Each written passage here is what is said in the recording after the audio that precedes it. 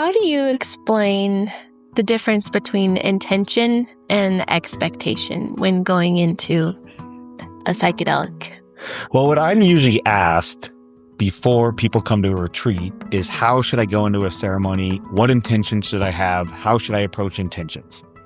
They usually don't always ask the question of expectations, but the first thing I usually clarify is that there's a very fine line between intentions and expectations. And so I give just an example to people that if you have a 4-page list of what you want to have happen in a ceremony, or the way it happens, or how that looks, that's probably an expectation. If you're coming into this with more of a general approach to what you want to work on, that is more of an intention. What do you feel is the kind of difference between the two, and how do you view the importance of coming into a ceremony with an intention? I think the difference that I see, how they're distinguished, is intention is getting some clarity on your why, and the expectation is more like the how, or what you're clinging to, the result, or how something is happening. And I think that intention is a lot more open and inviting than expectation. And so I think setting an intention creates like a reverence for the ceremony itself, allows you to get clear on your why, and doing some searching inside the soul or inside the mind and processing, like pre-processing maybe. It probably is like already preparing your mind for going into something like this as a way to just set an intention of like, okay, this is what we're doing. We're doing a ceremony. Doesn't have to be that specific, but just it's a way to kind of almost train your mind to go into something with that.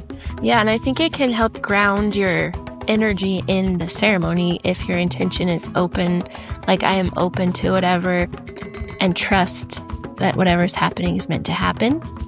That can help. It reminds me of that quote, which I think is Viktor Frankl, which is if you can figure out your why, you can go through any how.